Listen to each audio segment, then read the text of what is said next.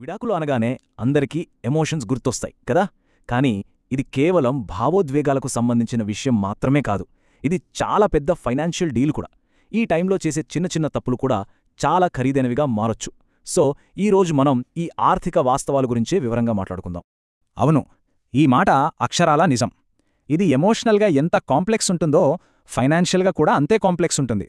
అందుకే ఆ ఫైనాన్షియల్ సైడ్ని అర్థం చేసుకోవడం చాలా చాలా ముఖ్యం. దాని గురించే మనం ఈరోజు లోతుగా చూద్దాం. విడిపోయేటప్పుడు డబ్బు వ్యవహారాలు ఎలా ఉంటాయో తెలుసుకోవడం లైఫ్ ఇన్సూరెన్స్ గురించి తెలుసుకోవడం లాంటిది. అంటే దేవుడి దయవల్ల దాన్ని వాడాల్సిన అవసరం రాకూడదని మనమందరం కోరుకుంటాం. కానీ ఒకవేళ వస్తే రూల్స్ ఏంటి, ఎలా పనిచేస్తాయని తెలుసుకోవడం మాత్రం ఫైనాన్షియల్ లిటరసీలో ఒక ముఖ్యమైన భాగం. సరే, ఇక అసలు విషయంలోకి వద్దాం. విడాకుల ఫైనాన్షియల్ జర్నీ అనేది బేసిక్గా రెండు లీగల్ దారుల్లో దేన్ని ఎంచుకుంటున్నారు అనే దానిపై ఆధారపడి ఉంటుంది. ఇంతకీ ఆ రెండు మార్గాలు ఏంటో చూద్దామా? చూశారు కదా, ఇక్కడ రెండు దారులున్నాయి. ఒకటి మ్యూచువల్ కన్సెంట్, అంటే ఇద్దరూ మాట్లాడుకుని స్నేహపూర్వకంగా విడిపోవడం.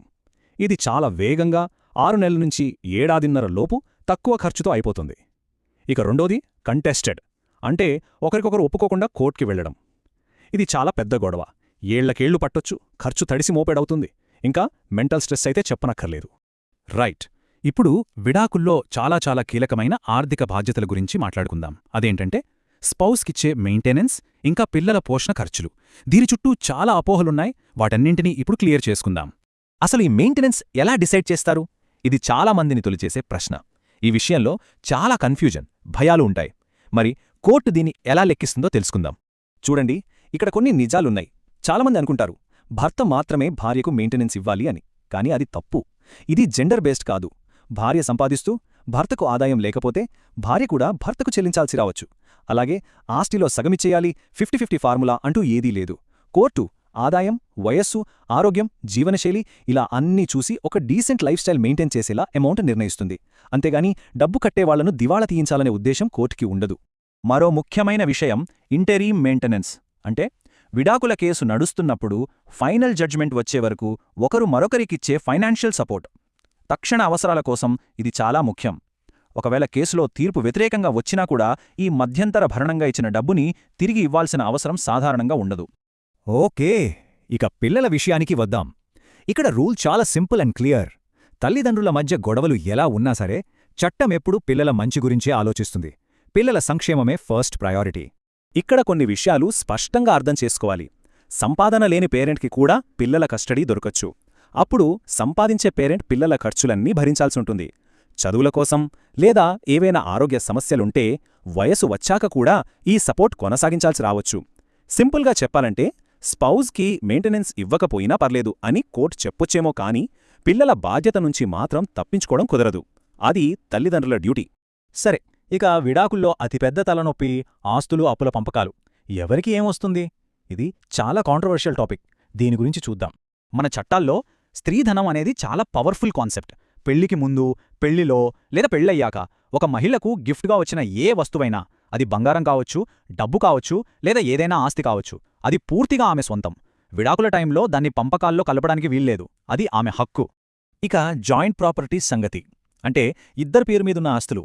ఇక్కడ ఒక విషయం గుర్తుపెట్టుకోవాలి. డాక్యుమెంట్ల మీద ఇద్దరి పేర్లున్నంత మాత్రాన చెరిసగం వచ్చేస్తుందని అనుకోవడానికి లేదు.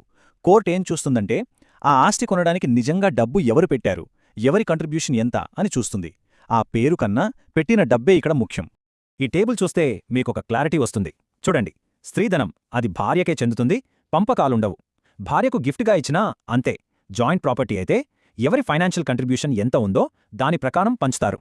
ఇక వారసత్వంగా వచ్చిన ఆస్తిని డైరెక్ట్గా పంచరు, కానీ దాని విలువను బట్టి మెయింటెనెన్స్ అమౌంట్ ఎక్కువో తక్కువో నిర్ణయించొచ్చు.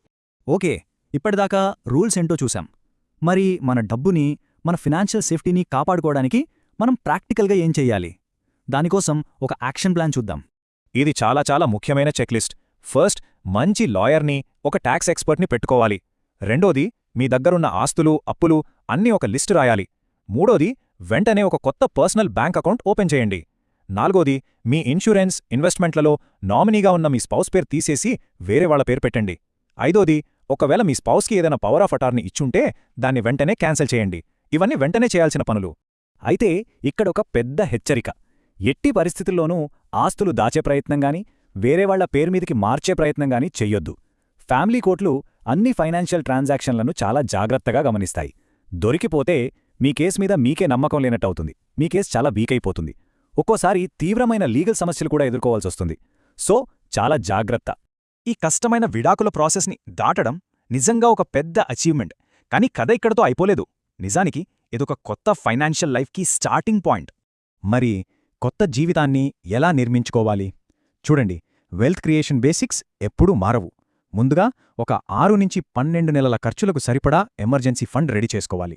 తర్వాత మీకు సరిపడా హెల్త్, లైఫ్ ఇన్సూరెన్స్ ఉండేలా చూసుకోవాలి. మీ పర్సనల్ ఫైనాన్షియల్ గోల్స్ ఏంటో మళ్లీ రాసుకోవాలి. అన్నిటికన్నా ముఖ్యంగా భవిష్యత్తు కోసం ఇన్వెస్ట్ చేయడం మాత్రం ఆపకూడదు. ఇవే మిమ్మల్ని మళ్లీ ఆర్థికంగా నిలబెట్టేది. సరే, ఈ టాపిక్ని ముగించే ముందు ఒక ప్రశ్న.